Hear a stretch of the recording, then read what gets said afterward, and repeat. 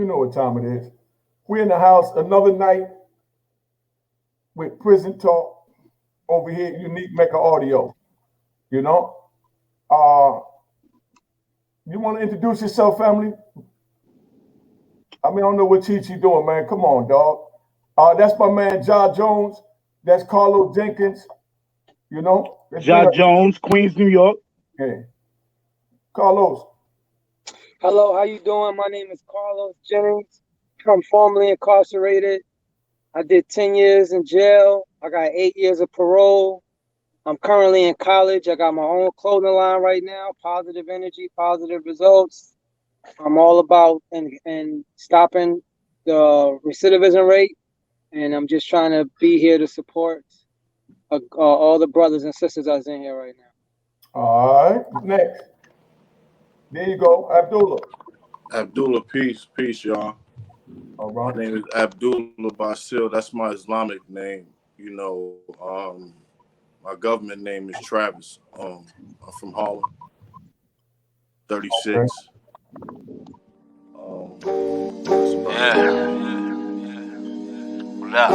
Cheers, toast the crime, toast the crime, the crime, the crime, the crime. What?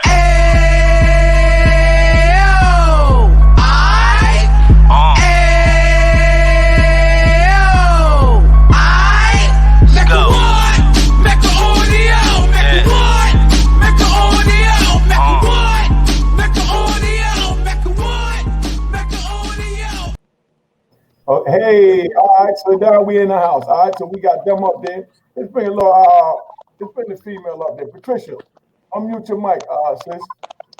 There you go. Introduce yourself, sis.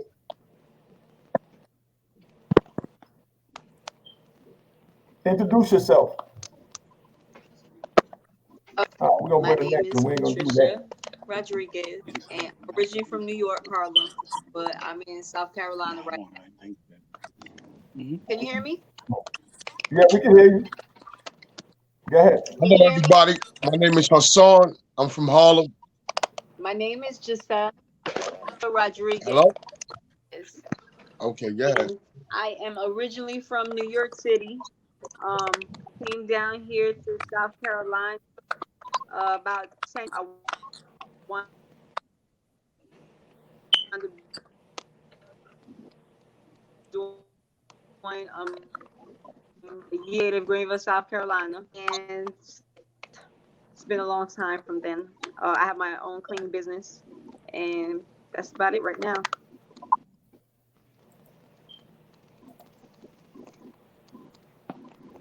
Okay. All right. Hello. Hey, what's good? My name is Hassan. I'm from Harlem / the Bronx. I mean, you know, I would have to say Harlem made me, but the Bronx raised me, so it's all good. But I'm pretty much diverse with, and I'm pretty much trying to bring to the platform just, you know, an awareness of where, you know, the position in the lives and the obstacles that have been, you know, plaguing our people. It's pretty much, you know, around us. It's visual. The information is there, and I just want to be here to give some of that, and hopefully, you know, open some eyes to, you know, some different views. Beautiful. Okay. So we're gonna start, man. So everybody know time. Everybody did time. What was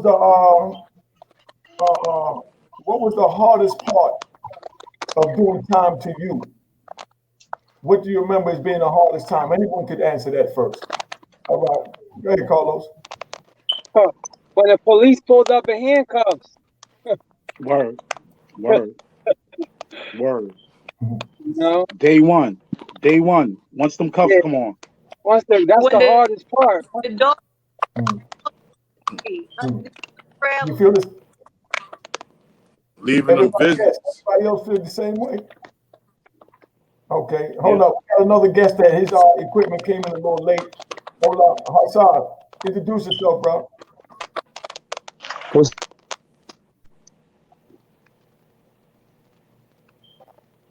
Can't hear you.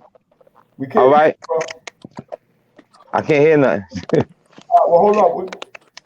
Okay. Say it again, Hal. Say it again.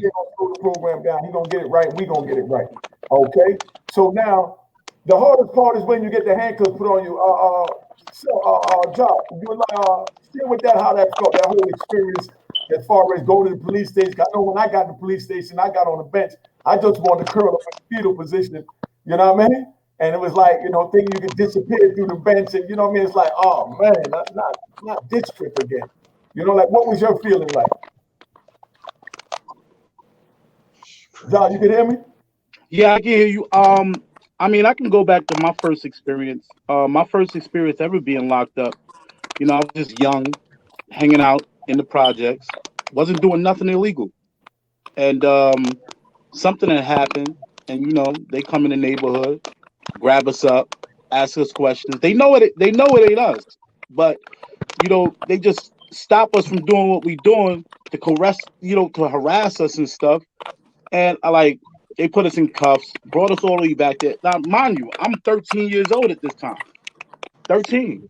Did nothing. Brought me to the precinct, had me in handcuffs. I'm tall. I'm always a big dude. So cop sitting on the trunk, pulling the handcuffs back on me, talking about you know what happened, you know what happened. Literally, my first experience with the police, I was literally tortured at 13. And then they found out how old I was and just let me go. Yeah, that's what it was. I got arrested so much times as a juvenile, especially in New York, and it's like, you don't even go through the system as a juvenile for nothing. So it's like really like just a revolving door where you think like, oh man, I'm slick. I done got away. I done did this and I done did that. You know what I mean? But it's like crazy, man. It's crazy. How did you feel, Patricia, when you first got locked up as a female?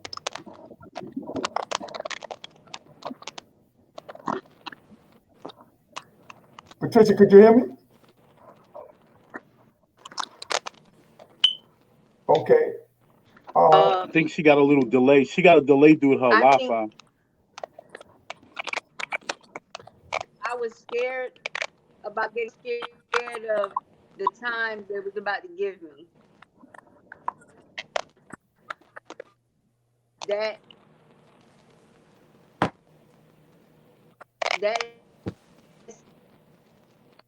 separates you from your family and what you got going on at that point of life. And that shit stops everything. Oh, okay. It's a fucked up that must have been something else. Did you have any kids? Did you leave a child behind?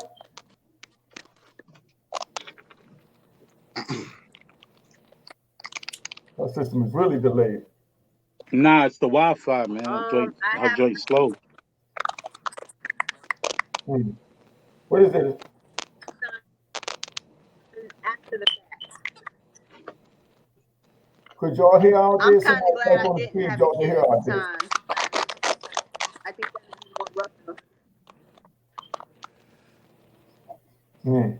Yeah, okay. It's crazy. All right. Okay. So do y'all feel now that you already did the time and been through it and all that, how do you feel about how your women should be picked as far as for a life mate? As far as before that being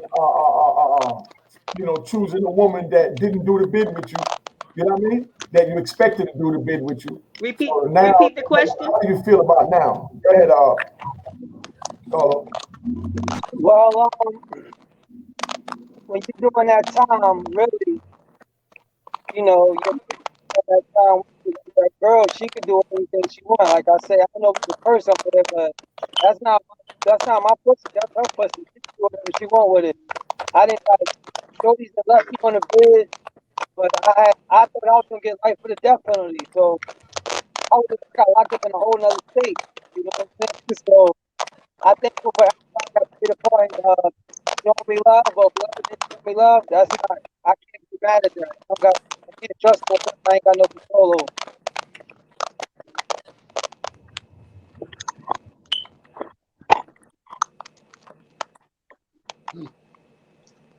You understand? Now to add to that, in most cases when I get incarcerated, I've learned to do much the same. Like not even try to keep ties to my relationship because it's like I can't do nothing for you. I can't help you. You know what I'm saying? What can I do? I'm locked up.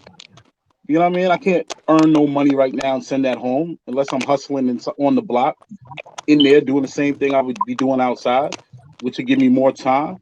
You know, we've all Right. had to make certain decisions, but I've always been the type of person that's where the relationship ends. I mean, I might hold on to it for like 90 days, something like that, but after that, there's nothing else there, bro. I can't do nothing for you. I feel helpless. I can't protect you. A letter ain't gonna do nothing. A phone call can't do shit. So I always end my relationships pretty much shortly after. Once it get flaky and the phone calls start to, oh, you ain't, I can't catch you no more. I can't get you no more. It's time to go.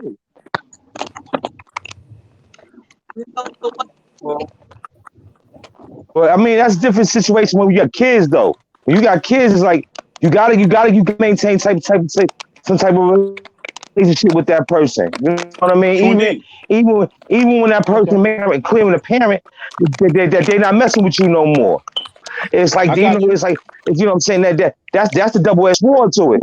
You know what I mean? That Because you know is. what I'm saying. When you got them children, you know what I'm saying. You know what I'm saying. You know what I'm saying. You got to take some kind of contact with them, hear their voice, let them hear your voice, and even though the other person and that happens because most people in a relationship, in my experience, I had the high, do everything for me, and then everything today turn around and stop doing everything. You know what I mean? So Yeah. you know what I'm saying. So, but I still had to maintain some type of relationship because I had children. I had children with the women that different women when I went into prison. So I say, Mm. and even though I was worried about the physical relationship,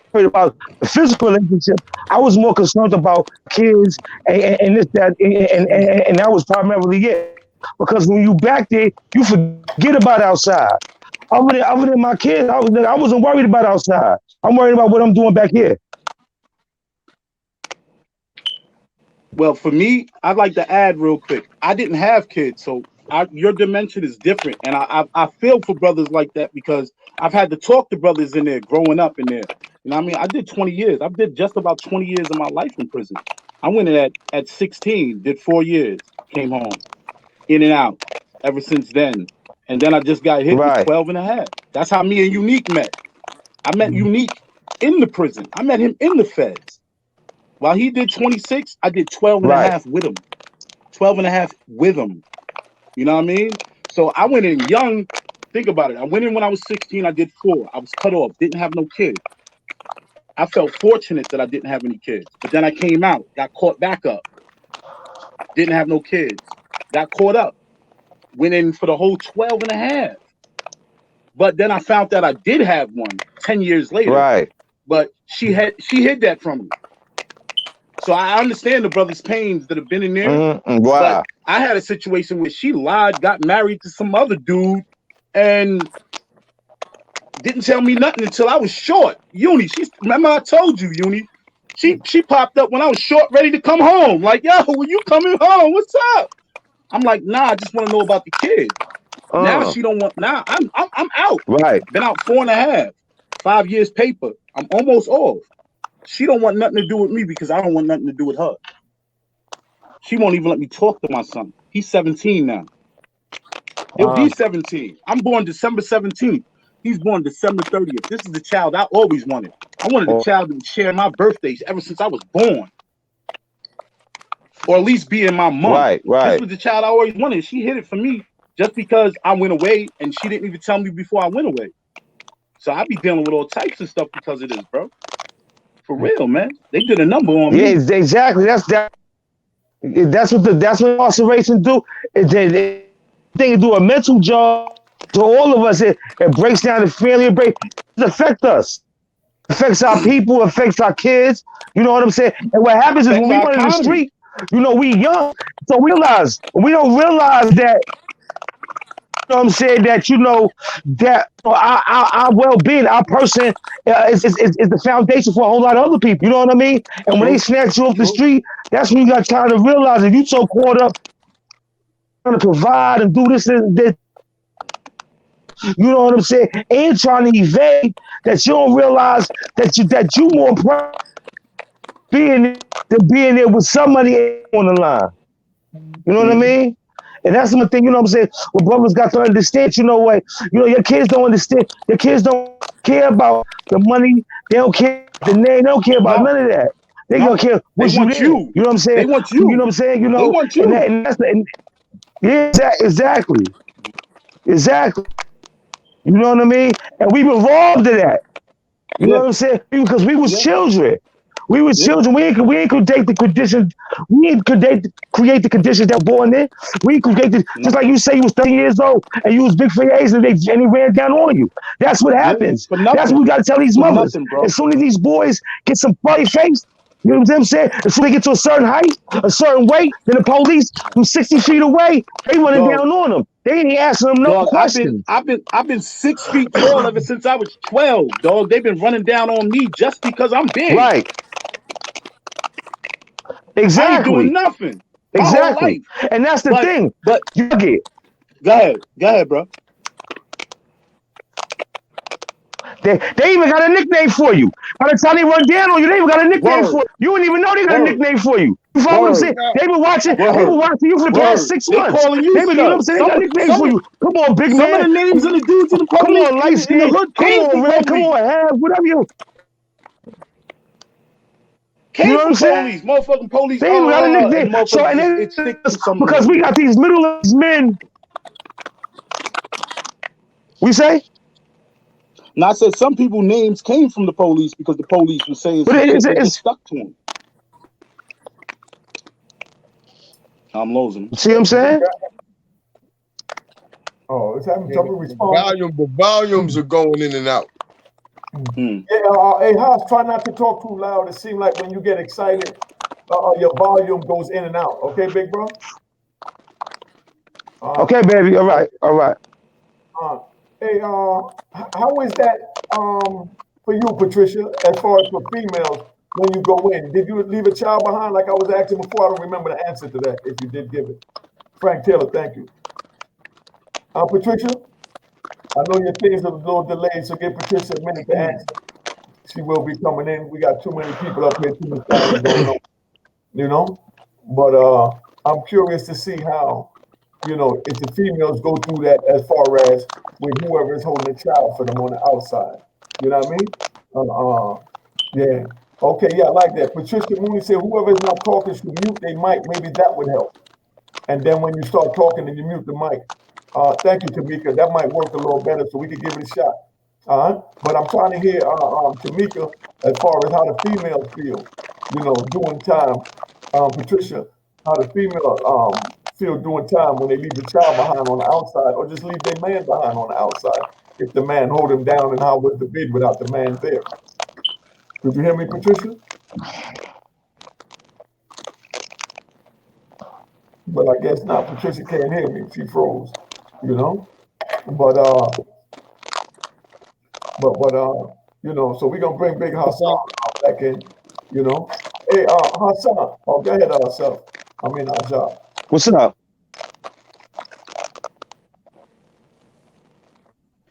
I muted my mic. I got you. So I just wanted to add that like people really don't understand. Like I understand this crime. Crime exists. You know what I mean? I've done things in my life and in my past that looking back as I've matured, I'm 42 now. You know what I mean? So I've matured. You know what I mean? I've reflected on my own past mistakes and I've made mistakes. But the system as a whole, it seems like there's a whole nother path for certain people in this world that don't look like me, that they can make mistakes and they can make bigger mistakes than I made and not be held accountable for it. You know what I'm saying? Like we can, like me, I can't relate a lot to those who had children before they went in because I didn't know I had a son before I went in. I had to deal with that torment on the way out and dealing with it while I'm out. You know what I mean? But you see so much activities that they're targeting us, bro. Like I was made to feel like a criminal before I ever committed a criminal act, dog. Just How is walking in my that? neighborhood. How is that, family? How I was that mean, you felt that way? listen, listen. I can go back to my earliest time ever having a run-in with the police, right? I was walking with my grandmother, right? Now my grandmother, she's an elderly woman at this point, man. I'm 42, but I come from very old genes. Like my grandmother was born like right after the Revolutionary War. She died, she was well into her hundreds. You know what I'm saying? She was about like 110, 100, close to 110, let's say, on average. You know what I mean? So I'm walking to the post office with my grandmother to mail a package to my cousin who's incarcerated, as my family believes wrongly, right? So I'm holding this big package. We walking from my house. Mind you, I come from a middle class family, and I'm not shitting on nobody for not coming from that. You know what I'm saying? We ain't gonna let this be about social economics, but I'm just saying I'm not in the projects. I'm coming from our house. You know what I'm saying? In a middle class family. My father was a truck driver at this point in time. You know what I'm saying? I'm not saying I was ripping and running my whole life and doing like I had other opportunities, yeah, but I was made to feel like my only opportunity was to be targeted. And so this is the first time I'm ever targeted, bro. Literally with my grandmother.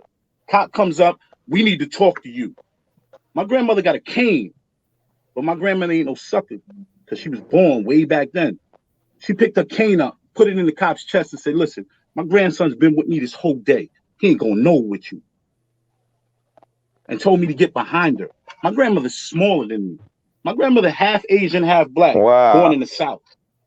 Salute Little to lady. her. You know what I'm saying? And that's my first, like my whole life, I've been made to feel like a suspect. Like the choice, the decisions are already made. They're boxing me into a path. You know what I mean? No matter what I go left, I go right. They there pointing at me. They calling me a suspect. Come here, perp.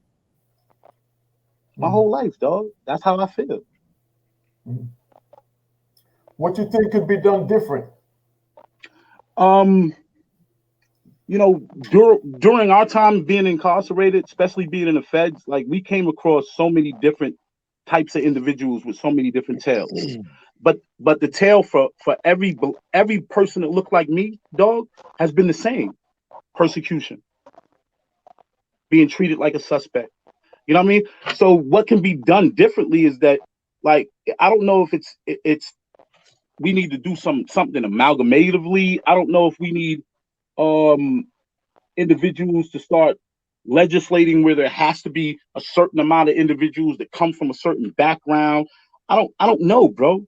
But if I'm always looked at like I'm different than Joanne or Bobby Joe that come from, like, people really don't understand, dog. Like the vast majority of white people in this country live with nothing but white people in this country, dog.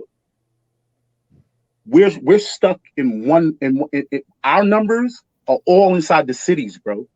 And they're living out here in these farmlands, and they're making up whatever they want. They can tell them whatever they want. They can picture us however they want.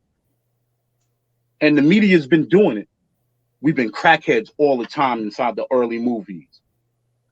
Dope fiends and early. Look at all of our stars. Look at every last one of our stars that had to come up. They all started out as what? What was Halle Berry? What was Halle Berry? She was a crackhead.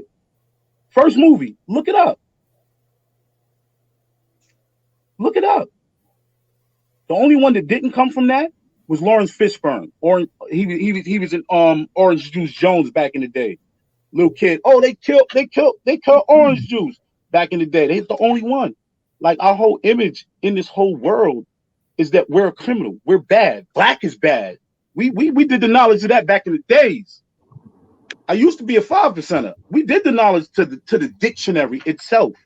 Everything associated with us. And I'm not black. Look at my color. This is a black shirt. I'm brown, bro. But they've called us black. They've associated us with nothing but negativity, bro. For years. Even while they persecuted us, they associated us with criminal acts while they were beating our ass, dog. While we were in slavery and in bondage. They still said, oh, we can't let them out. They're going to rape our women. Can I say something? Go ahead, Big Bro. Say something. So, while I'm in school, in a white school, and we had a project, and the project was to do a PSA on like school shootings. But if white people control what we see, then we need to have like a forum like this where our culture is Speak represented it. and the message is represented in a way where we understand it, or we can, it's portrayed more relatable to our life. That makes For real. sense. He ain't lying. He telling the truth. Because they not going to tell our truth. They can't tell our truth. That's a fact. They can't. Every time White we people tell our want to truth, they say we whining. Oh, they whining. They complaining. They keep complaining. Excuse me, brothers. Somebody typed on the screen, something. What was that? Oh, excuses and blaming others. They feel that y'all are making excuses and blaming others. What do you tell them that's watching so they know we Oh, hold on. ain't I got ducking? something to say. There you go. I know you do, big bro. All right, so if I'm making excuses, bro, I don't make excuses. My grandmother came from nothing. Nothing. This woman came from nothing. She's been hating in this country her whole life. My grandmother didn't learn how to. My grandmother could listen. I come from a generation that signed their name with X's, bro, because they wouldn't let us learn how to read and write, bro. My grandmother, I remember being young. My grandmother literally signing a piece of. This is the sign, an X, bro, an X. That's how she signed her name. This is what y'all did to us, bro. You set us behind. We built your nation for free, and you set us behind for 400 years. Let me do it to you. Let me do it to you. That's why I like that video from some from down south. What that nigga Rick Ross? He got that joint where he starts it off. The roles are reversed. Imagine a black man coming in and a white boy sitting there can't look him in his eyes with a whole bunch of trinkets of all his jewelry and stuff, and he gets to pick it and he can just stand there. Do you like? I don't think America knows its own history, bro. I really don't think they know. They lied to him, dog. Manifest Destiny. They changed everything to something good, bro. They changed what they did to the natives into Thanksgiving. Like, they don't understand. They've been brainwashed themselves, and that's the sorriest part about it. On some real shit, majority of these white people have been brainwashed themselves, dude. Because I'm gonna tell you something. All right, racists created bigotry because a bigot only has a view of a person. A racist will mistreat a person. But if I can make everybody look at me like as if I'm worthless, you'll watch a motherfucker kill me. Excuse my language. Try not to curse, self, please. Excuse my language. I said excuse my language. All right. You'll watch somebody beat me. You'll watch somebody burn me, and you won't say nothing. I'm glad that some people are saying something now. Yes, now. Right now, everybody's like, oh, don't stop killing them. But there's a reason why they're saying stop killing them, because they've been killing them. That's all I gotta say. That was very deep. That was very deep. Now we're gonna pick another topic. Anybody else got a topic? I shouldn't have to drive the car. There's a whole bunch of good brains in here.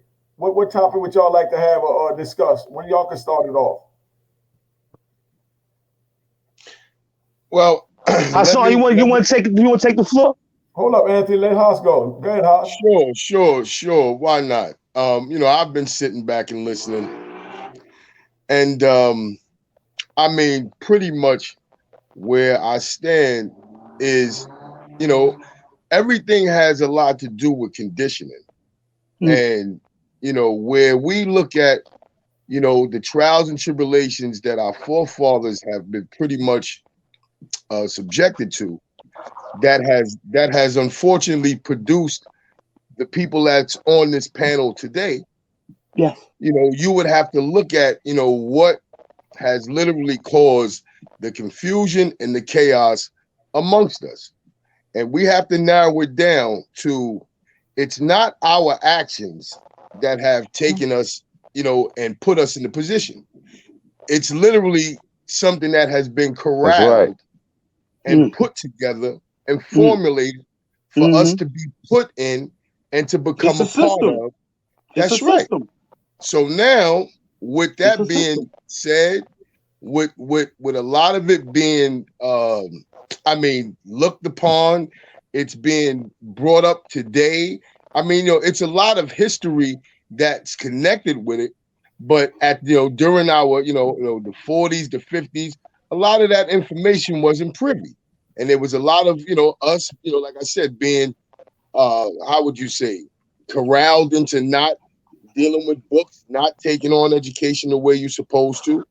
So yeah, we were deprived of a lot of things.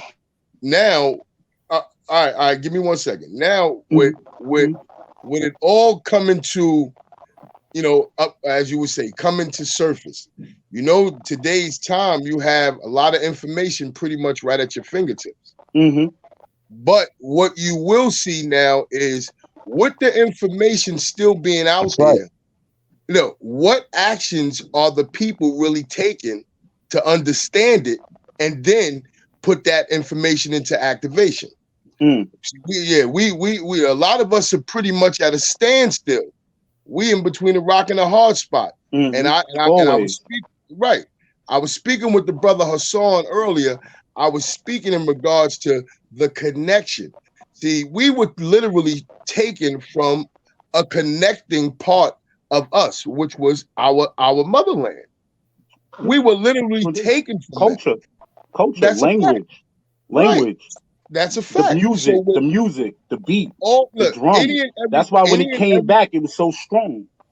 Right. So any and everything that you would see that would come from that we were pretty much connected to, we're disconnected from. We literally have to find that connection. We have to reconnect with that. Otherwise, we are going to continue to stay in the chaos and the mayhem and try to see if they're going to bring about peace. That is over. It's too much information out there in regards to who we are as a people. And we just overlooking it, and we pretty much showering over it with these religions that are not ours. We don't understand the history that's out there that shows that it's not ours, but we yet and still we close our eyes to it, and we still looking for this unanswered, God to come down. And I don't want to knock anybody's religion, but I will say this here. I don't believe in religion, so you ain't got to worry about that, but I'm a man of faith, though. Cool. See, I don't really mind where the righteous aspects of living is being presented through religion. I can understand that, but it's so wrong when you look at what history shows, where a set people dealing with a set culture was taken from that and taken through a process to produce a people that is pretty much not connected to their religion, their rightful religion, and had another religion placed there for them to put their faith into. That's wrong. That's all the way wrong. And now what do you expect from that? You're only going to get chaos from that still. So I don't understand. I want to build off of some of what you said. Like so let's go back. Let's go back to 1935. Let's go back to 1935, 1940. I study history. I love that shit. Oh, excuse my language. Pardon self. I got you, Uni. My bad. But actually, if you go back to the 1930s to the 1940s, there were more blacks at that point in time to the 50s actually graduating college, right? See, this is what they really did. This is what I feel they did. You're right. Everybody can agree or disagree. See, during that time, it didn't matter if you were of our pigment, our hue, and you got an education. You couldn't get a good job. It didn't matter, dude. It didn't matter. We came out of colleges in the 30s to 40s, and we're still in a restaurant doing this, sir.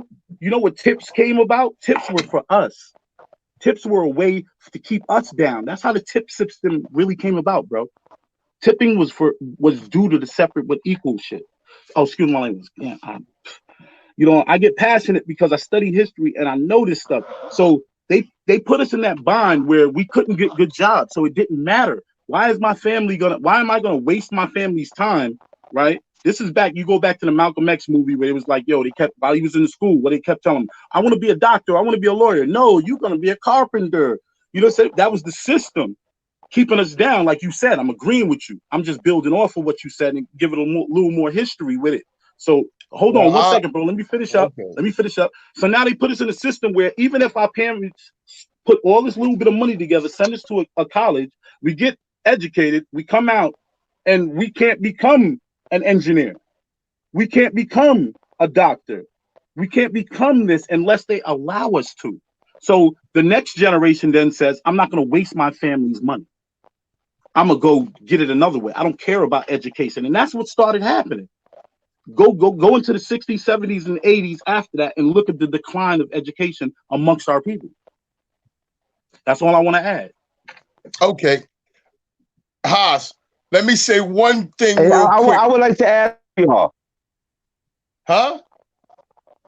Let me Hey, just I'm gonna let you build. Yeah, one thing. Okay.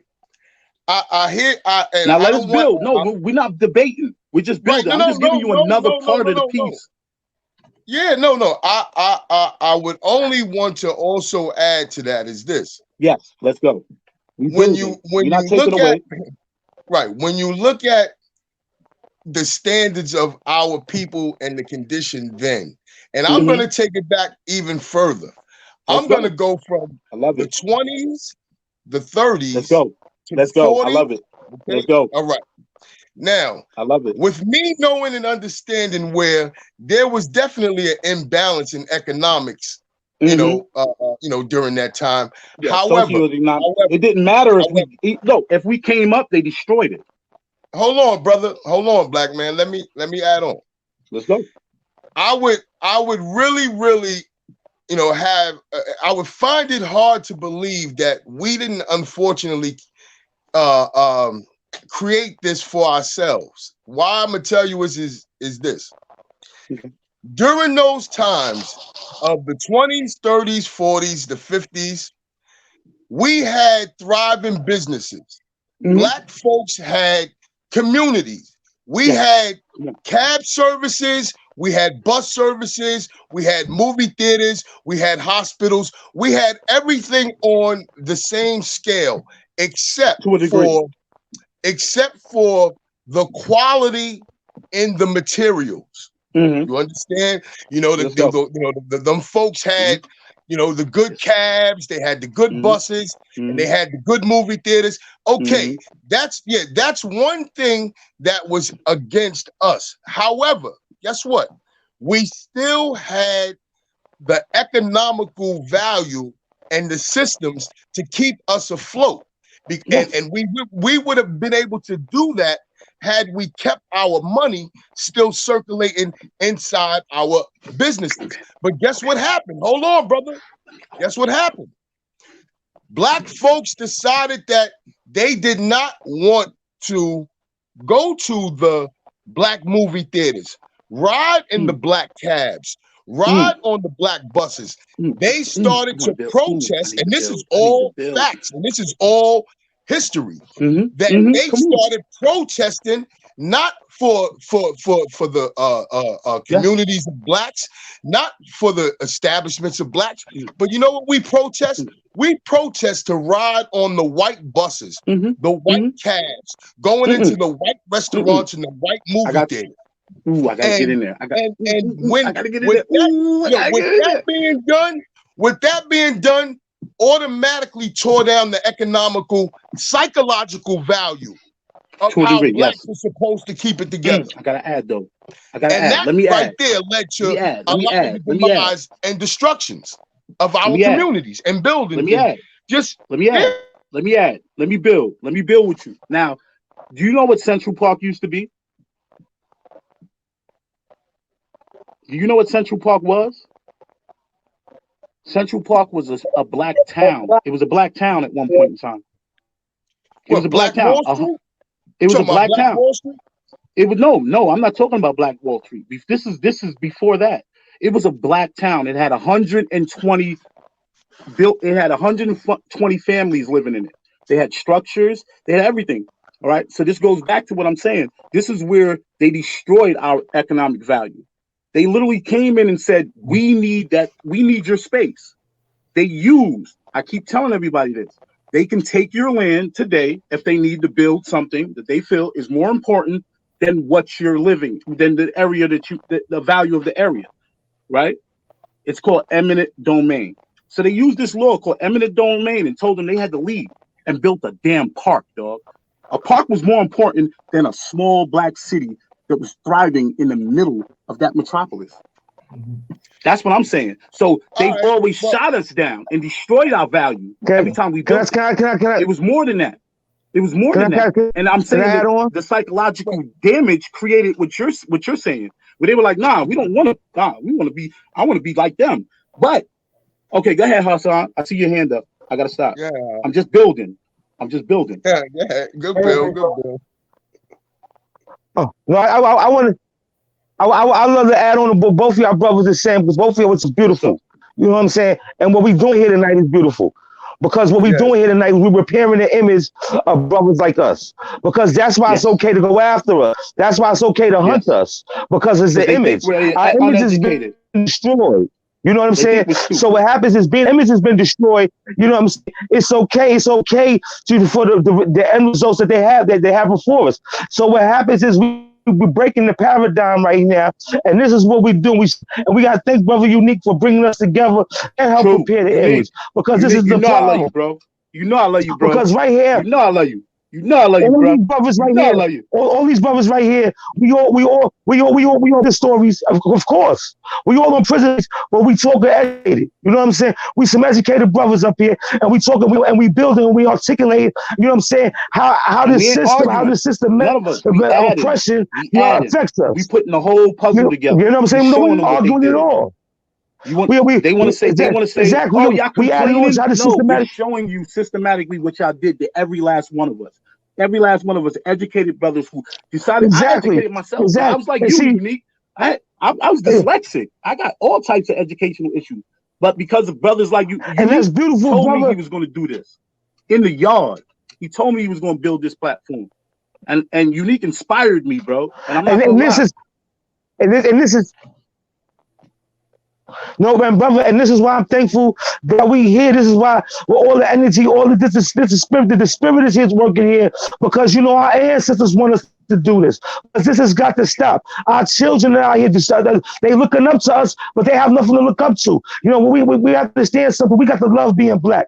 By the time our children are 4 years old, they already know that we hold no power in society. You know what I'm saying? Mm-hmm. We have to come together as a collective so we can come to have so we can show our and our women and our children that we have, because that's why we being victimized in the penal system, because we don't have any equity into the system. You understand? So we don't have because we don't know how to create it. And what happens is all that finance that we had, we lost it because we've been diluted. When our children go to school, when they go to higher education forms a factocracy. You know what I'm saying? It has a bunch of people that feel as if they're above or more influential, more intellectual than people, because different terminologies. You know what I'm saying? But that just means you not know instructions. We have to understand the liberal arts degree come from the Greeks, what means citizen, to be a citizen. You know what I'm saying? So what happens is that, you know what I'm saying? So we have to understand that, we got all these overinflated egos. We got these overinflated egos, and what happens is the soldiers, we the alpha males out here. We the alpha males. When they got the alpha males to the other group, the dominant culture, they send them to the U.S. Army. They send them to the Marines. They send them to the police department. You know what I'm saying? That's what they do with the alpha males. You know what I'm saying? But what happens is that they've determined what the alpha male. They've determined what the alpha male does. They said the alpha male behaves in this manner, but the alpha male can also be intellectual. But what happens? They don't want us to see that. You see that with Frampton. You see that with Malcolm X. You see many other brothers that came before us, Marcus Garvey, that came before us. And what happens is we have examples to follow. We have examples to the blueprints that's been laid before us. So it's up to us, you know what I'm saying? And understand that we're dealing with science now. Because what happens is that we know we're dealing with self-hate. And self-hate is that we could go harm our brother. We could go harm our brother. But as soon as we hear the sirens, and as soon as we hear the lights, so we dealing with that auditory cortex and we dealing with the ocular nerve. So as soon as say this conditioned reflex, this Ivan Pavlov's the thing with the dog. So we dealing with that. So boom. So what happens is that they already know that we'll fight each other. But as soon as they come on, we gonna be peaceful. You follow what I'm saying? So what happens is that what they this is called social engineering. You know what I'm saying? Mm-hmm. So we have to work on. We have to first bring together and bring in love. You know what I'm saying? We have to love each other. We have to show the children. We have to show the women we can get along.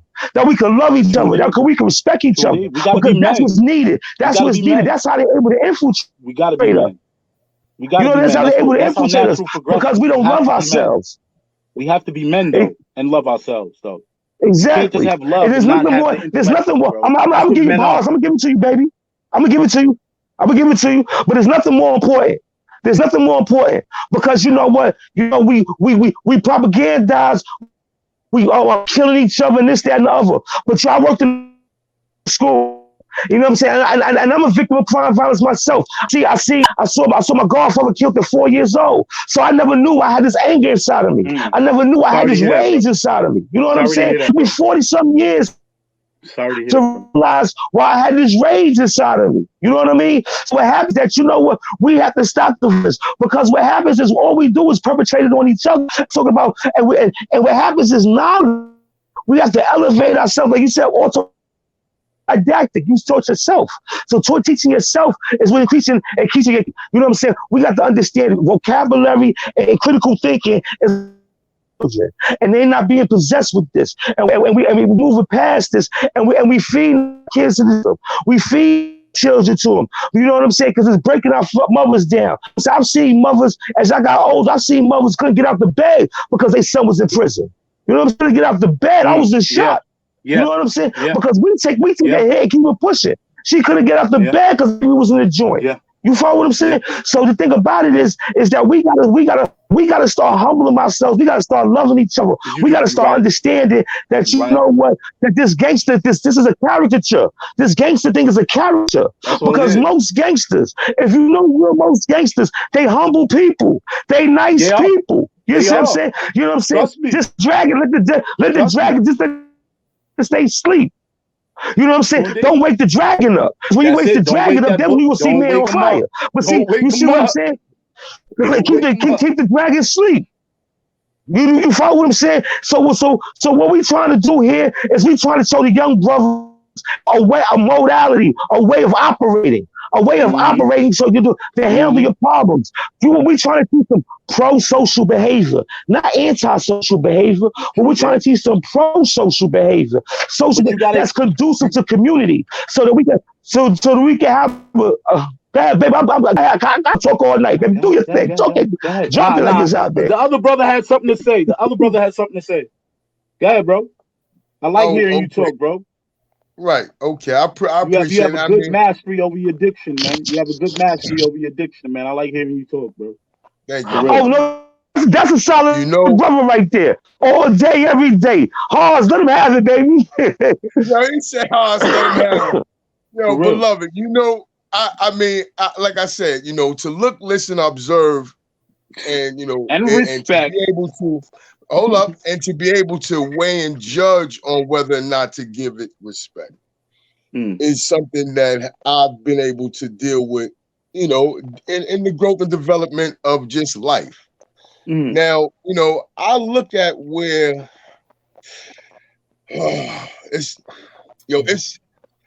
for me, it has to go a little more deeper. Come on, go. Take your time, baby. Bust it open, bro. Bust it open. We are here literally talking about the modernized made man, woman, and child. See, we are the finished product of our forefathers. Okay. Now, I have a problem with forgetting that.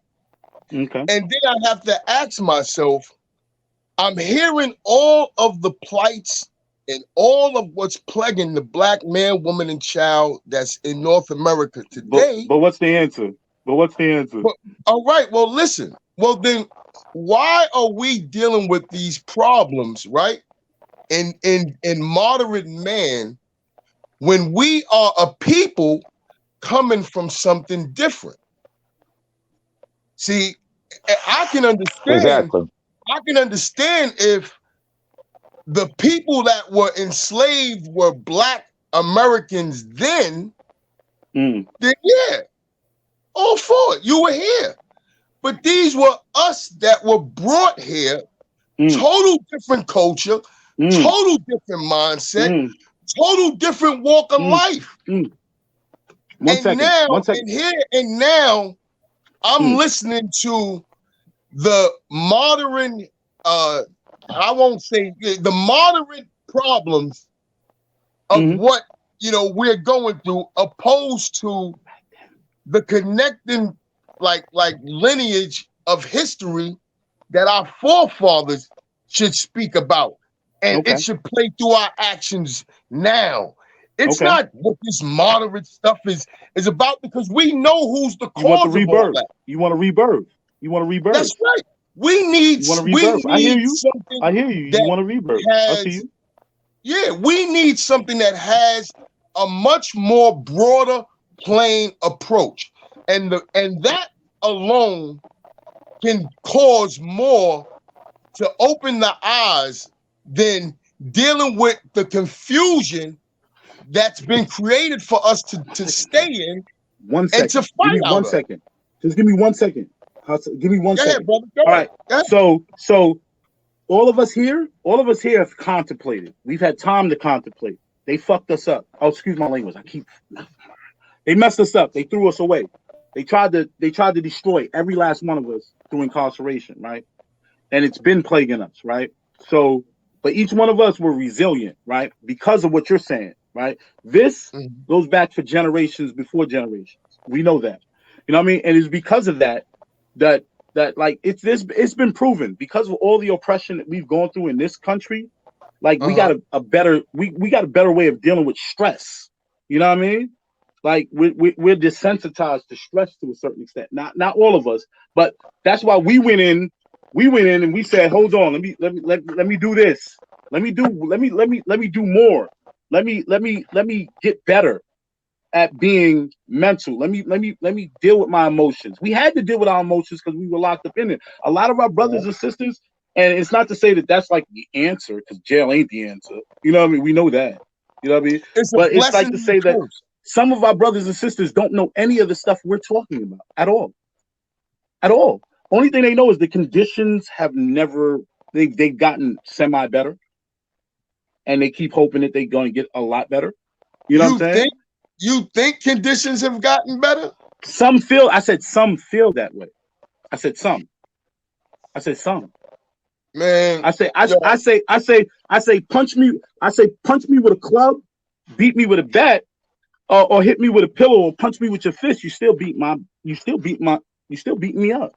It don't matter if it was 100 years ago, 400 years ago. You still beat me up. That's what I'm saying. All right. That's what I'm saying. So, well, my question is, what changes? What I'm saying what we're doing right now is helping, hopefully, other people to say, hold on, I ain't know about none of this. Like some people are just stuck in a condition, bro. They just stuck there. It doesn't matter. Every generation just keeps saying it, even if we're not getting hosed and suck dogs on us every day because we ask them for freedom.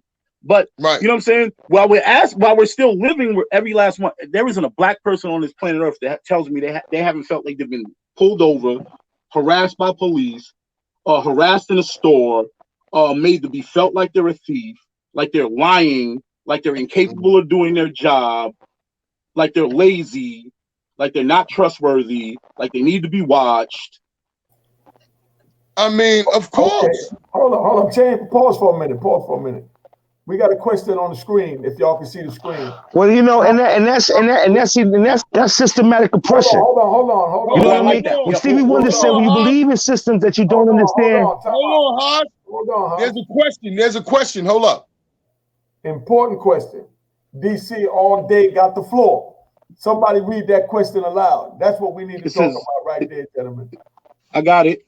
It says, how How will will this this conversation help a young teenage kid? Go ahead, Haas. You good?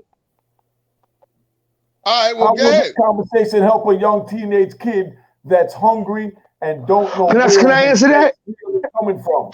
Can I Ooh, answer that? ooh. Wait a Can second. I I answer didn't that, even please? get my Please, can I answer that? Monkey Base person, 3 minutes so we pass the mic. Go ahead, Haas. Let's go. You got 3 minutes. All right. So number one, Images shape our reality. Images there we go. shape our Go ahead. reality. So Hold on. the image of us, the image of us sitting here talking articulate, talking like gentlemen, building together. That's what's going to help a young brother, because it's that image that's going to say, "I see myself in him," because that's the image we got to There we go. project. There we go. We got to project There we go. positive image with brothers who look and talk like us. And that's what's going to help a young brother. Because what happens is walking the walk, is walking the walk and talking the talk. You follow what I'm saying? And say that's what we need. Too many characters pretending to be us. That's the problem. We got too many characters. I've never rapped. I've never sang a song. I've never wrote a lyric. I've never tried. I've never I can't cared rap. I can't rap. But then I got people putting my lifestyle to melody. I'm 6'3" and can't play Poison basketball. children. So, and let me tell you something.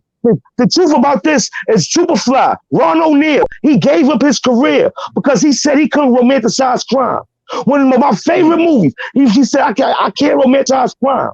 You know what I'm saying? So he threw in his career, the profit he could have with his career. Because you know what I'm saying? So we got to understand, the image that we giving right now, this image that brother allowing us to format right here, so young brother to see us talking like that and say, yeah, he sound like me, he look like me, but he talking positive. That's what's going to help a young brother. Go ahead, Hassan. Hey, man, hold up. Go, JJ, Hold whoever. up, I'm sorry, baby. Hold up, hold up. I can't even come behind you on that. 3 minutes. Okay, look, I can't even come behind that because the last bit of your 20 seconds was everything that I was thinking. That's right. This platform alone will allow young men, women to at least get a chance to see us literally interacting. And it may not be in the type of settings that they are really used to. They are used to more than likely seeing us being in the streets, on the corners, having arguments, hanging out, opposed to having a platform speaking on a positive note or speaking on any notes at all. Just we're trying to be a part of a solution rather than a problem. And that would be enough food to feed a young, inquisitive mind today. You don't have a lot of brothers these days or sisters really clinging to a lot of religious aspects because a lot of the young women that were babies having babies weren't dragging their kids up in the church. So you have a lot of broad minds that would be a lot more receptive to brothers that are out here and sisters that are out here speaking on a positive note. So I can really see where this can definitely help rather than hinder somebody. So, go ahead, brother. You're welcome. All right. So 3 minutes. I'd like to add that each one of us reformed ourselves, right? I went to prison. I got my GED because I wanted to get one. I learned trades because I wanted to do it. Right. My articulation right now is because I want to speak this way. Our conversation is like this because each one of us have educated ourselves because the school systems did not give me this education. I was put in substandard educational systems. They said I was emotional and had issues and put me in special ed and just passed me up the grade. So my whole thing is, yes, brothers and sisters out there, you can redefine who you are, go out there and do whatever you want in this world. But if you ain't got this and you don't know who you are, you don't know what you want to be, you don't strive to do it like we're striving to do this. Like Uni told me he was gonna do this. Uni told me that he was gonna do everything he's doing right now. Has anybody ever been into the National Museum of African American History in DC? Oh, I can't travel right now. I'm still on paper. So am I. But I've Come on, been baby. there. They won't let me leave. All right. So at the end of the day, it starts with your education, and it starts with the women are the first teachers of the child, and that's a good step. That's a good place to start. That place. Love yourself, man. You gotta love yourself. Every last one of us men here love ourselves. Can you take the mask off, big bro? The ladies want to see you, big bro. Nah, they all right. I mean, Carlos, come on, family. All right, let's go. Every last one of us love ourselves, educated ourselves through all adversity, dog. They threw us all away. They threw us away before we were born, dog. They threw us away. They counted us as nothing in this country. And look at this. Look at us. They threw us all away. They gave this man life. They gave Unique life. He made mistakes and he admits that. I made mistakes. I admit that. But I mean, I know a whole bunch of other people that don't look like neither one of us that ain't talking like us right now. And they've been given 1,000 chances. Yeah, let me ask you a question, my brother. I mean, we all have a story to tell, right? And when I look at what really comes out of our stories, it's pretty much relative. You know what I mean? When we look at a lot of our struggle, it has a lot to do with us trying to pave a way, to get out the struggle. When I look at a lot of the tools that were pretty much at my fingertips, I can't really argue and I can't really, say, it was a type of condition. I was fortunate enough to live on both sides of the fence. I lived the life of, living in what you would say the neighborhoods of 144th Street between 7th and 8th, where I originate from, to move to the Bronx at an early age. But then at my Where you last from in the Bronx? What part of the Bronx? College Avenue, Finley, Teller, Clay, Morris. 161st. My mom's living 161st, Morrisina, Vietnam. Okay, that's what's up. So now I'm Queens and the BX. Right, but now but here's my big change though. Here's my big breath of fresh air. I wound up moving to California. You understand me? Living with my father and my stepmother. You got a little bit of Tupac in you then. Well, I lived in Oakland. I'm only saying that because Tupac said the same thing. He went everywhere, and you know what he saw? The conditions still the same. Well, yeah. Well, hear me out. The conditions are still the same, I must admit. But unlike where you have the suburbanized areas and you have the hood areas, it's one thing where, these people, I won't say these people, how people live in the suburbanized areas and try to compare it to our hoods. Because this is what I found. When I lived out in New York, out in the hood, guess what? When I walk out my front door, it was footsteps away from me, literally down my throat. But when I lived in California and my moms and my dad had the house in Oakland Hills, guess where I had to go? I had to go to it. Yeah, I had to leave out of my residential area to go to the drama and all of that. You understand me? So it was a big difference. It was a very, very big difference when it came to me getting in contact with it.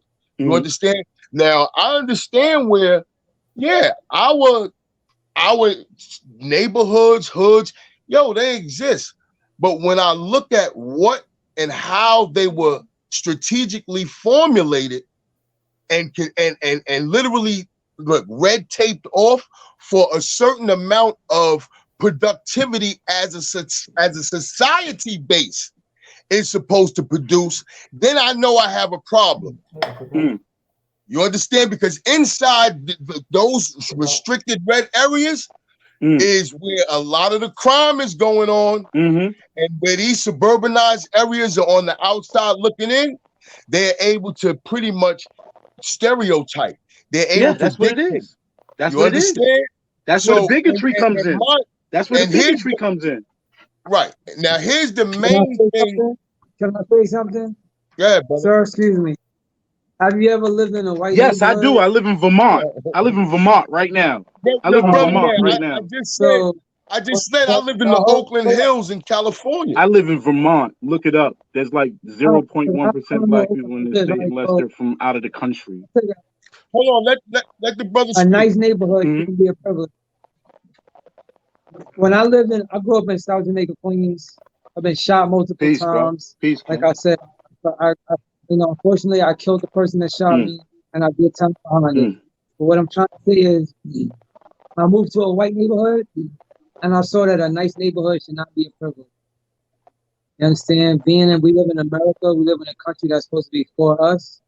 Then when you realize that the same people that enslaved us are the same people that didn't have your education and the same people that are putting you in prison, that's telling you that these white people never had your best interest in mind. And because a white neighborhood shouldn't be a nice neighborhood if a black neighborhood isn't the same. So that's what I just like to add. Peace. I agree. I agree where the similarities and neighborhoods should pretty much be, but that would be as they would say wishful thinking. You have predominantly residential neighborhoods that would pretty much depict strategically made that way for us to see it for what it is. And they want us to see those nice columned homes, those nice white faces poking out of them. They want you to see their kids in neighborhoods playing around, being able to run around, cross the street, kick the ball out there. It's got a fast car running through. Unique. Get them in the platform. Opposed to, we look at our neighborhoods, we may have similar setups, but unfortunately, this is what plagues our neighborhoods. Look, the struggle, the hunger. So along with our neighborhoods trying to be peaceful, guess what's happening? You having drug sales going on across the street. You having fights going on where shootouts may occur down the block. You having all sorts of other stuff that endangers us. I want to talk. That don't go on in these suburbanized areas. Now, I'm familiar with Queens. Look, Queens is mainly suburbanized. That's what it is. Don't get it twisted. I'm from the suburbs, bro. Don't hate on me. But guess Don't what? hate on me. But Queens ain't the suburbs. It might look suburbs on the front. It might look like the suburbs on the front. But they get busy out there, baby. Oh no, we get busy. Yeah, you know what I mean. Keep it real. No, we get busy out there. I love the fact that I got. Listen, I love the fact that I grew up in a private house. I live there, but we got busy in my house. Hold up. We got busy in my house. Hey, John. Hold up. Let's deal with the question on the screen. Danny F said, "Do you fellas feel that the feds or the state programs offer enough programs to prepare for?" Hell no. Why not? No. Can I answer that real quick? No. Big. Hold on. I didn't hear the question.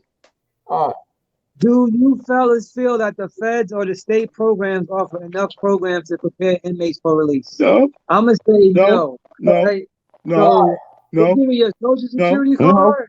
No. They tell you go outside and hit the streets. That's it. They get your birth certificate. They do not prepare you for re-entry. You got your birth certificate, social security card. That's it.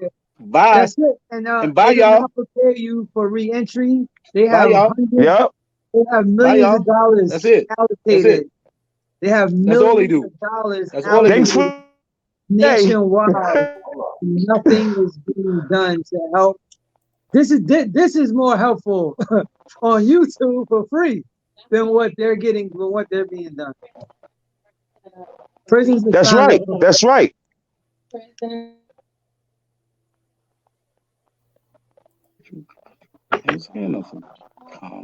You know, that's really it. Negative energy, negative results. Positive energy, positive results. Open up a book. This is like having a bunch of books being open and you getting all the knowledge at one time. Like, get it while you can. All right. Exactly. Most definitely. Okay, we heard everybody's topics and questions. You know what I mean? We've been on here an hour and 10 minutes. We're about to wrap it up. And keep it going. Let's roll. Let's go. Let's keep You it know what I cool. mean? Let's I do want this. to go to Vermont. DC all day. And what are you dudes doing to help the youth in your communities? I work for a nonprofit organization. Oh, People find jobs and put them back in school. You understand? So like, and actually, I'm a living example of change. Like I said, like, I only education amen. I thought I was ever gonna have was on Rikers Island with a GED. Mm. Now, More pop, for real. Peace, working on King. a degree. Amen. And you still a king. Actually, I hand out turkeys. Like, I am a living example. Start where you stand. So like I've been on parole for 6 years, and then and each I've gotten do the next right thing, do the next right thing, and do the next right thing of that. I worked at Boston Market. I worked at Popeyes frying chicken. I was a janitor at LA Fitness. I did Adopt a Highway cleaning up garbage. Now I'm in college. I got my own clothing line. Get it. Living example of Get it. anything possible. Don't That's let me right. tell you That's no. right. That's right, Los. Anything is possible. And that's it. You know. Proud of you, young bro. That's right, Los. I'm proud of you, my brother. You know For I know, real. baby. Haas, Don't even know you, bro. You I'm know proud I of you, know. bro. Haas, I'm proud of you, I don't know bro. if I can share that, Haas. I'm proud of you, You know, baby, for I real. don't know if I can share that, Haas. I was on America's For real, Most for Wanted, real. and Haas was really helped me out. Haas helped me out when I was on America's Most Wanted. He fed me, and he did a lot Right. for me. You understand that? He did a lot for me with people who said they love me turned their back on me and wanted to turn me in. You understand? This man said, "Yo, Lowe's, leave and don't trust nobody because these people they got ulterior motives." You understand? And he knew them longer than he knew me, and that was good information for a child who didn't know what his destiny or what his future was going to be. So thank you for having me. Thank you, baby. You're welcome, big bro. Thank you, Los, man. You was I want to thank a families in soldier, man. action Thank on you, Los, Facebook. baby. You was a soldier from day one, baby. Love you, my nigga. As far Word. as myself, I mentor a lot of individuals in my community. I play chess with young individuals, help to get their minds into strategic planning and stuff. I also have my own publishing company. I published this book a couple of years ago, Eye of the All right. Storm by Eye of the Master Storm. Michael Ramsey. It's available. Please do not get it on a download. Actually buy the actual physical book, because if you go on Amazon and do it digitally through Prime, we don't get paid nothing. That's how they screw us. But this is a brother that we were all incarcerated with, wrongfully convicted. We're trying to raise funds to get him out by means of the sales of the book. Any brothers that's locked up that want to come to Connectivity and get your book published, I started it so brothers could get their books published, get their words out there, and have a platform to tell their truth. All right, Connectivity, that's Amen. CONNEXTIVITY, and the book is everywhere. All right, get it on any format, but buy the physical book. That's how we get my brother paid, and hopefully get that Amen. money to get him out. All right, Eye of the Storm, Amen. y'all. Eye of the Amen. Storm. That's peace. Well, I mean, Well, me myself. Get Hoss. well, I mean, as always, when I look at what I would see to contribute, I mean, I would piggyback off the young man's words where I'm a living testimony. I'm speaking out there, and my ways and actions is showing and proving. That's I right. mean, you would really become really fascinated and intrigued with just coming into contact with me, because a lot of the stuff that I come That's right. into contact with and people, I don't just talk. Talk is only like the lowest form of communication. I like to do a lot of building. So I'm doing that Right. like throughout my travels and pretty much any and everywhere I go. Aside from that, yeah, I have a couple of business ventures. Actually, if you can see, that's my clothing line right there. I'm saying it's got the nice little loyalty. I mean, yeah, but I don't need. I got that understood. I'm doing other things that pretty much can help out, financially. My whole thing is a lot of that will only lead to me Well, just still wanting to get out there that we have to see where I have to lead back to this, where our connection is. That's the most important thing. Yeah, this modernized psychological wave is fine, but if we do not connect back to our ancestral roots, then the divine energy that exists within us is not going to be connected to that divine eternal light. That's the major thing right there. That's the most important thing that I just would want to say. I don't mind, in hearing any and everything. That's all well and good. But our ancestral connection is the most important thing that we are forgetting. And that's right there is important. Well, You know what I mean? well,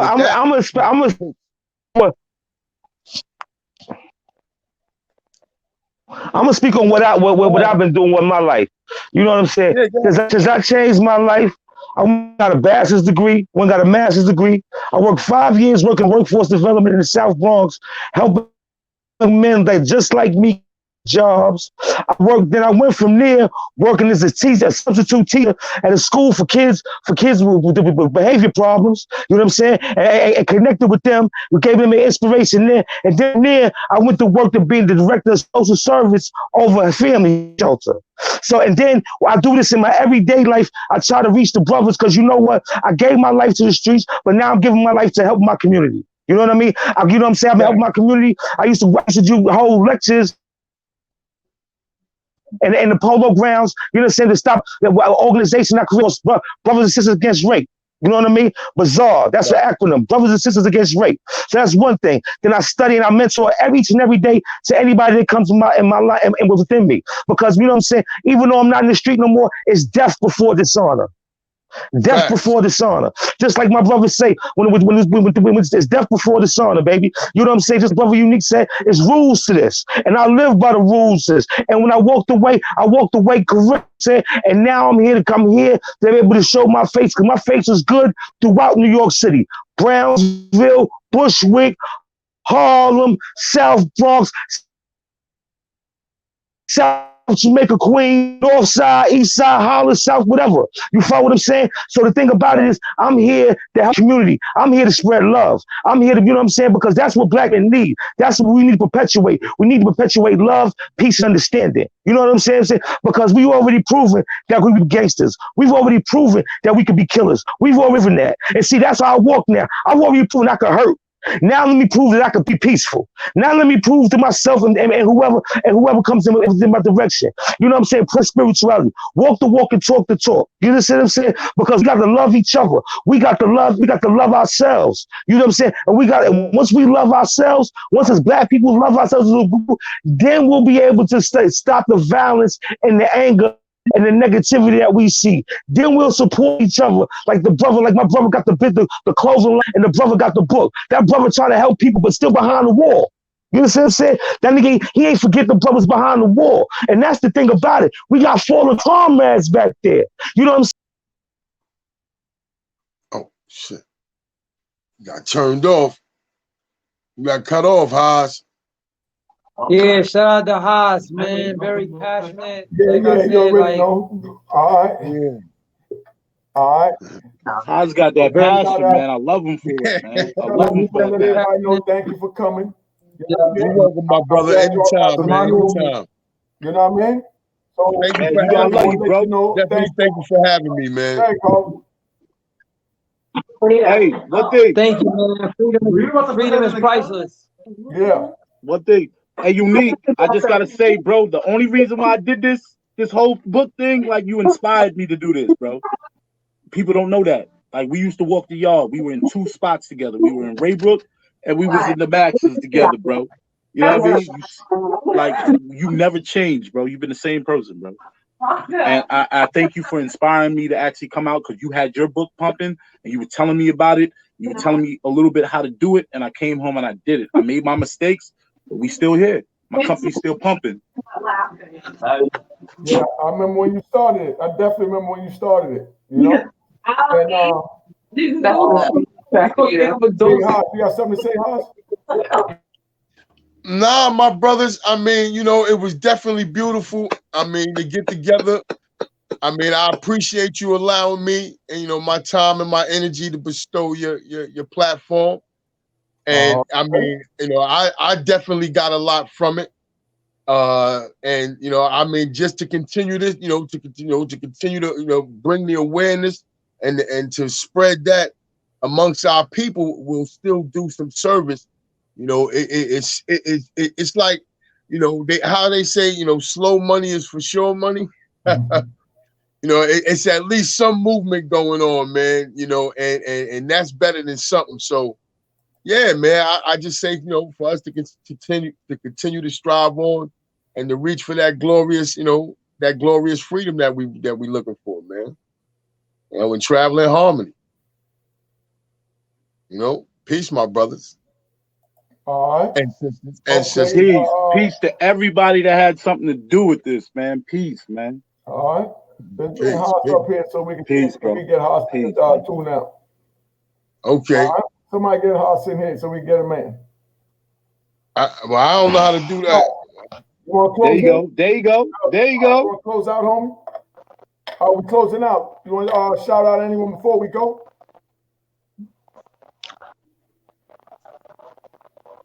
You know we got to do a shout out. All right. Well, Haas, you got anything to say, Haas, before you close I'm out? backstage. What you talking about? Hey, y'all, I want to shout out to Harlem Just Carwell, to all my people on lockdown. There you go. I think. Okay. Okay. All right. Okay. All right, Self. Okay, close out. Cause we out, baby. Yo, I just want to shout you out, bro. Yeah, man. Thank you, shout bro, you out, for coming my brother. home. That's a big shout out shout to you. Shout out to all my loved ones. Shout out to my wife, my son-in-law. You know what I mean? Shout out to my son Carlos, man. We don't know each other, man. I hope someday you'll reach out to me, man. Just reach out to me, man. I'm here. All right. Like I said, time separated from our families and split us up just like slavery did. You know what I mean? And, right. Just like the brother's saying that he's asking for his son to reach out. You know what I mean? Where do you phantom this at? You know what I mean? But this is our lives. You know what I mean? This is what we live. You know? And like I said, none of this to be bragged or to boast upon. You know what I mean? Everybody up here wish they could have did things different and wouldn't have broke the law. For real. We wound up giving up the time that we gave. We survived it because we're survivors, but that's definitely, you know, not what we intended for ourselves or wanted to be, you know, part of. I know a lot of brothers that lost their mind in there too, that we just forgot about and kept it moving. Talking in their hands. So it ain't nothing easy, you know, about doing that. And you know, Fully Blunt, what's up, big homie? You know, but you know, that's where it's at, man. I just wanted to, you know, bring something up here so that you can hit positive brothers. Thanks, bro. Thanks, bro. And see us doing positive, and that's all this was about. You know, it wasn't to disrespect nobody. It was just to enlighten everybody. That's a and fact. I want to thank everybody for tuning in, man. You know, God bless you. My brothers,